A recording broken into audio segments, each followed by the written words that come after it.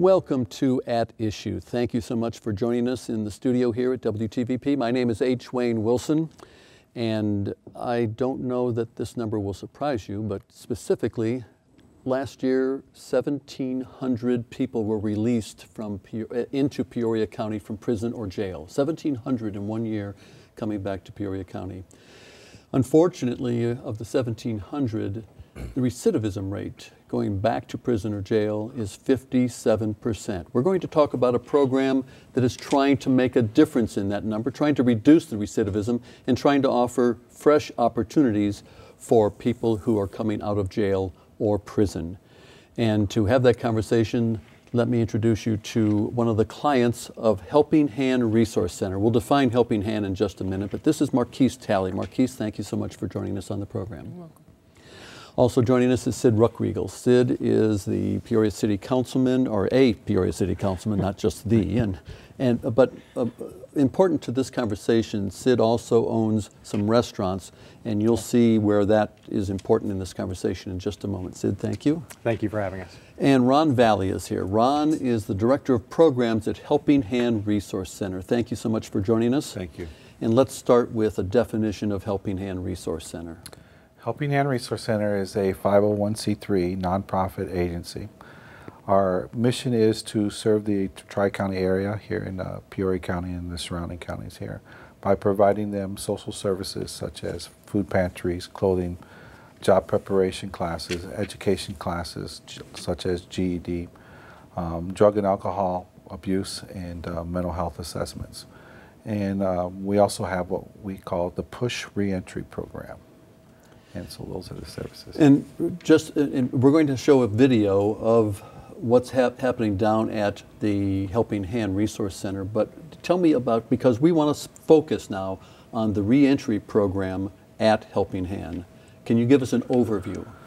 The Push Reentry Program is a program designed to help individuals who have been released from prison within the last 36 months, are released from a county jail within the last 12 months and served at least 7 days or more in that county jail, are currently have a case before the courts, whether it be state or federal, and are referred by a law enforcement agency or a nonprofit agency.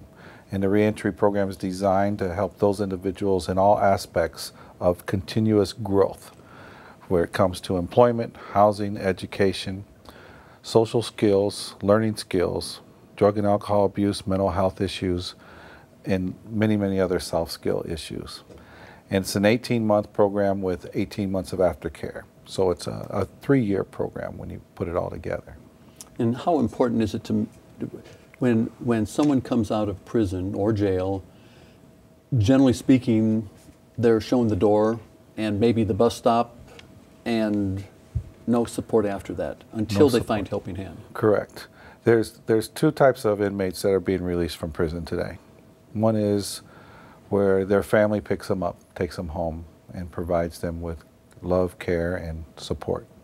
And then the second type of inmate is an individual who's released with absolutely no one picking them up and no support whatsoever. And that's where our numbers of at least 62% of all inmates will end up homeless in their first year. Marquise, before we take a look at the video, I want to ask you a couple of questions. You were released from prison how long ago? May. In May of this year? Yes. So you've been out less than half a year? Yeah, you can say. And did you have any idea of what you were going to do, where you were going to go? I mean, you had a mother who was supportive, but yes. Did you know what was next in your life? What's next for me was take care of my responsibilities, you know, and for my daughter. So I have to strive, you know, and go achieve and go get my goal that I'm supposed to be, you know, to reaching. And that's when my mom told me about the program, and that's something to do to start my journey, you know. And you had looked for a job coming out of prison? Yes. And how successful were you? Successful when I found the PUSH program. But before that? Before that, wasn't like success at all. Like I wasn't succeeding. That how I don't know how they program is and other people's jobs. You know, when you fill out applications, you know, they'll tell you to call, you know, and they'll get back to you, you know, in a week, or just keep calling them. You know, that's what I did. I kept calling them and got no response after they told me to call them back, you know. So I feel like it was going on the wrong side of the road then, you know. And then my mom told me about the program. We're going to talk more about Marquise's situation, and we'll talk about Helping Hand in just a moment. And we're going to talk to what role the city might play and what business owners might do to help out people released from prison or jail in just a moment. But first, let's go down and visit with some of the clients and the bishop, who the Helping Hand program is run through a church. And so we're going to talk to those people. We had a chance to visit with them just a couple of days ago. They're not here because of anything or any other program forcing them to come. I feel warm that they take the initiative to walk through the doors and say, look, I need some help. I think this is a very good opportunity because I am an ex-felon, but I think it's a blessing to have a second chance, because not everybody get a second chance. About a month ago, I was, about this close to being homeless. And somebody had told me about this program here, and I came and got into it. And ever since I got to this program, everything's been looking up. No matter what comes your way, you can make it. By me coming here, yes, my self-esteem has risen a little bit more because I'm getting more out of this program. We teach them the soft skills and the opportunities of the interviewing skills that they need to get opportunities. We teach them how to sell themselves to employers. Because we are going to run into some of those barriers, and it's going to take us some time to be able to work through those. You go through all these hardships again and again, you know, and it does something to your confidence. It does something to your motivation. You know, it knocks you down. You don't want to really get up after so many turn downs, but after, you know, getting hired and, you know, being shown there is an opportunity, there is still hope. You know, it just gives me a feeling of euphoria, and it just makes me want to help the next, to let the next know that's going through much more severe problems than I am, to let them know that there is hope, there is a chance, and you can make it if you persevere. Marquise, they talked about building self-esteem, talking about there's someone who's in a situation worse than I am, etc. Do you share your situation with somebody? You know these people. Yes. Do you share your situation with them, and do you help build up each other's esteem by talking to one another? Yes, we do that all the time. When we meet with each other, you know, talking. Like a friend, Brandon, he go to this program, and I talk to him like every day. We work at the same place, and we just keep communicating, you know, keep each other laughing. So, yes. And the place you work is the Peoria Civic Center. Yes. And you, but just so everyone's aware, Marquise is a little soft-spoken today because he got off at 3:30 this morning and had to have his daughter to school at 7:25 at the bus stop. So he's a little short on sleep. So let's turn to Sid. A couple of different things I want to talk about. Let's not talk about the city just yet. Okay. You have some restaurants. You own some restaurants. Yes. And you've owned them for maybe 25 years? Correct. So what was your attitude when you first started the restaurants in terms of if someone marked that box, yes, I'm an ex-convict? You know, I'd be the first to say that probably 25 years ago, and we had those two boxes on there. One, have you ever been convicted of a felony? And then one, have you ever been convicted of a misdemeanor? And I believe at that time it was 7 years, you know, in the past 7 years. And probably at that point in time, we didn't look very deep into those to be able to bring those in for second interviews. And about 20 years ago, it hit me as I was sitting across from one of the gentlemen that I was interviewing that there was probably a lot to the story that I was missing by not taking the opportunity to sit down and to maybe learn more about the specifics of what that check meant. Because the only difference between that person and the person that I was interviewing was that checked box. And so it really sort of brought to light that I needed to maybe handle that in a little different way. And I think over the years that we've found that by doing so, it was both good for ourselves as well as the person that we brought onto the team. So you have had occasion to hire people who had served time? Yes. And what's your experience in terms of reliability, quality of work, etc., comparing people with a record, people without a record? You know, I think on both cases, you have some great successes and some great letdowns. And I think that on both situations, they really kind of go back to that orientation process and what we call onboarding. And that's a lot of what Ron has been able to do with Helping Hand, is talk about those soft skills, about how you interact and how that teamwork works. And so I think that when I look back over the past 20 years and that legacy that we've done, I would find a lot more successes than I have failures in that. Push reentry.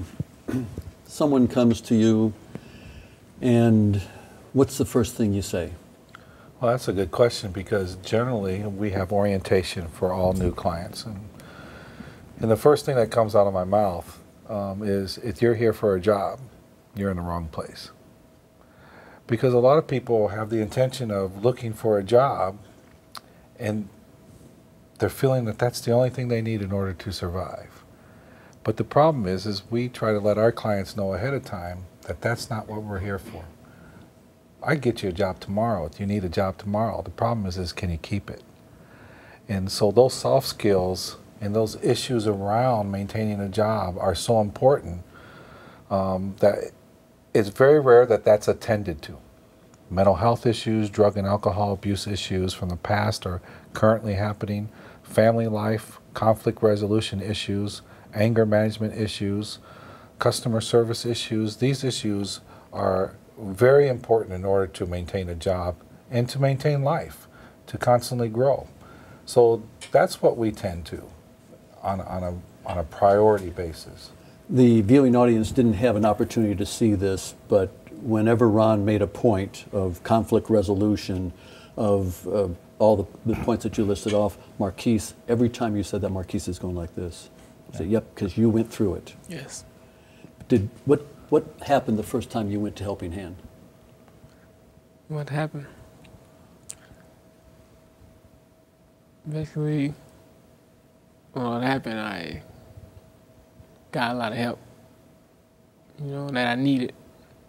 Help that you needed? Yeah, help that I needed from Ron and the other people that's in there that's helping us, you know, and like I said, they didn't give up on us or anything. You know, they kept us going, you know. That's why it's called the PUSH program. You know, they keep us pushing. And Sid, Marquise made an interesting comment. Helping Hand did not give up on him. Is that part of employment? Is that when you look at employees, and I know you have quite a few, but do you have a program in place for your different restaurants where you say, we have to work with these people, we have to not give up on them, we have to give them a chance? We do. You know, it's too hard to find good team members to bring on board, that I think that the worst thing that we can do is shortchange them and be able to either judge too quickly or to be able to make rash decisions. And I think that that happens on both sides. The team member has to bring in some soft skills that are able to work within an organization, but the organization also needs to be able to make sure that we're approachable and that we're also doing that correctly. And so a number of years ago, we switched away from the hard policy of, you know, 1 write-up, 2 write-up, and 3 you're gone, as a lot of companies, you know, seem to always have. And we started to change the conversation into really asking questions about maybe what was behind certain of the behaviors that we were trying to correct. And in that way, we were able to really have a conversation between the team member and the organization, and I think in a lot of ways be able to rectify those situations before they became into a negative atmosphere to where we had to take action. You use the Civic Center amongst other employers, but the Civic Center has a relationship with Helping Hand. Tell me how that works in terms of, they just don't take somebody on board. There's a trial period? There's a process. Your typical temporary workers agency, or temp agencies as we call them here in Peoria, are agencies that provide temporary workers. And they go to work for an employer who has a need for a temporary basis, whether it be for a week or so. We have the same type of program that we offer to employers, with the exception of we tell them about the program. We let them know what they're going to get ahead of time and how it's going to work and how the program works. And a lot of employers jump on board because it's a fact where they actually get to see what they're looking for, which is skilled workers, which is people who can handle the job, people who are customer trained, and so with that aspect, we have a benefit over the rest. But that trial period can and often does end up with permanent employment. Absolutely. It's great that the employer gets an opportunity to take a look at a prospective employee without concerning themselves without what their criminal background was. They get to see the work ethic in their employee. They get to see the work ethic in their possible employers, and they get to employees, excuse me, they get to see how their conduct is, whether they're on time or not, how they interact with their supervisors and with their fellow workers. And when they get that opportunity, then they can make a judgment call based upon their skills and their work talents. And so they get to, then they can choose to hire them permanently if they want to. Marquise, you went through the same situation. You were hired at the Peoria Civic Center on a temporary basis. Yes. You had to prove yourself, and then you were hired, do we call it permanently? Yeah. Okay. You have found that there are a couple of perks for working at the Civic Center. What are those? Perks. You get to work with you get to see some of the shows and work with some of the Wicked show. I never knew what Wicked was, until I seen it, and the kids, they enjoyed it, and I'm like, okay, that's pretty nice, sat there and kind of watched, and the little rock stars that come through, like I didn't know that they have rock stars like perform at the Civic Center, and they are really big, like they sell out the whole arena, and they be so packed that some of the people can't fit in an arena. They stand outside the door, And one of the things this does, it occurs to me, and for instance, Tedeschi Trucks Band is coming. It's a blues group coming later in November. It's an opportunity for these people to be exposed to something different in life. They get a lot of different interactions, a lot of different variety of interactions, whether being able to meet rock stars or actors or children and parents from different cultures, different relationships going on. So that interaction involving and then the opportunity to learn how to set up a stage, how to set up an ice rink, how to set up the basketball game for the night. All these things and how to clean up what happens after the concert's over, what's going on there. You should see Marquise's face. Man. So they get to experience a lot. Some of it's good, some of it's messy. And cleaning up the seating area in the arena can be awful trying sometimes. Very wild. Especially at 2 o'clock in the morning. You said at the outset of the program that this is a 36-month program, so that it's not, we found him a job, we taught him how to interact with people, we gave him conflict resolution, anger management. How important is it to make sure that even though he has been working at the Civic Center now for a short period of time, that you stay with him? It's very important. It's important, if I were to compare an alcoholic or a drug addict, it's important that they have a constant support system available to them so that they're able to deal with some of the frustrations that they go through, deal with some of the conflicts they're going through, and seek out great answers. Even though Marquise is permanently on through Peoria Civic Center, he still has to show up for his classes because he's still in the 18-month program. He still goes through anger management classes. He still goes through any new customer service programs. He goes through family budgeting, learning how to budget his paycheck, learning how to deal with money, and learning how to a lot of communication issues. Marquise went through forklift training, driving, and even though he hasn't used that experience, he has it under his belt now. And he'll be going through food handling certification. And even though he may not use it today, he may need it tomorrow. And so those are the ongoing plans and benefits that we try to get our clients to be enriched with. Let me turn to Sid. We've talked to you so far as the owner of some restaurants, but you're also on the Peoria City Council. Yes. You've had an opportunity to go down to Helping Hand a couple of times now, and interact with both Ron and the counselors and the clients. Does having that experience, that exposure, open your eyes in terms of what the city might be able to do? I think it does. Both the city and the business community at larger. I think it's very easy to maybe brush over with one big brush as to what got everybody to wherever they were to be able to have to check that box. But I think that one of the things that I have really come to know and appreciate about what Helping Hand does and what the clients are is each one is unique. Each one has a unique story as to what were the challenges that they faced in life, what were the situations that drove them, and I think that's important. One of the things that we see that I think that we can be of help both from the city and the business community at large is to be receptive, to be able to look at where those opportunities are that we can employ people with such groups as Helping Hand.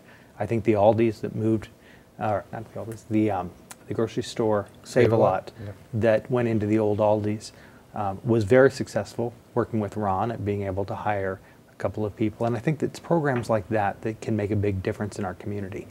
And I think that while we know that there are some industries or some jobs that may not be appropriate because of some of the background pieces and that may not be open to them, we need to look at where those barriers aren't. And I think the first thing that the City Council can do and the business community is educate ourselves and to be able to learn more about programs like this. Sit down with Ron, with other people that are running programs like this, and look at where those matches can be made. I think that's the first piece that we can do. Educating the community. How big is the program? How many clients? Currently, we have 156 active clients. 156. Yeah. And there's probably room for, in terms of number of people out there that you might accommodate if you could. If we could, yes. So we have 3 case managers, and we have to. We've recently stopped taking new clients and put them on a waiting list. So how do you go about, with limited resources, educating the public, educating business owners, and I assume that Sid might be able to help you here, but that's got to be a tough challenge to say, we're Helping Hand Resource Center and we can make a difference in the community. Yeah, it's a tough challenge because of the fact that number one, we don't have a lot of staff members. Number two, getting time to get in the door and speak with employers and going over the presentation of what Helping Hand Resource does with its Push Reentry program and describing the qualifications and what we require of our clients to even get into our door, because to be a client to get into our door is a very tough qualification. So the communication is tough because we just don't have a lot of time in the day to get with employers and to describe the program. And this is where I think it's important for our community, is because if we look at some of the data, we know that zip codes 61603, 61604, and 61605 have our probably largest population of people coming out of prison with or without supervision. And so as we want to make differences in those neighborhoods, I think that this is where we're going to have to stand up as a community, business and civic and social all coming together to be able to see the value of programs such as this. And no matter how we split it, if it's along economic terms and rate of dollars invested into the jurisdictions, of prisons, or whether we're looking at it from a social aspect, all those things can see benefits into a program like this. It was interesting to me that right after one of my days with Helping Hand, I was mentioning where I was in a neighborhood meeting, and a pastor who happened to be in the group said, I've never thought about it this way. We run a food pantry, we do some outside services, but I've never thought about hiring somebody to be able to maybe help with some of the things that we have around our church. And he said, maybe that is something that we need to maybe take the next step for. And I think it's that sort of an education that we can probably make a larger difference. Marquise, as you look at the different programs at Push Reentry at Helping Hand Resource Center, do you consider yourself fortunate that you have a support mechanism? Yes. I think that says it right there. We'll have to say thank you to both Marquise Talley, who's a client at Helping Hand Resource Center, and to Ron Valley, who's the Director of Programs at the same organization. Thank you so much for being with us. And also to Peoria City Councilman and restaurant owner Sid Ruckriegel. Thank you all for the conversation. We'll be back next week with another edition of At Issue. It will be the first At Issue after the election. We're going to talk, yes, we're going to talk more about the election with an analysis with political scientists as to what happened on the state level and the national level. So join us next time on At Issue.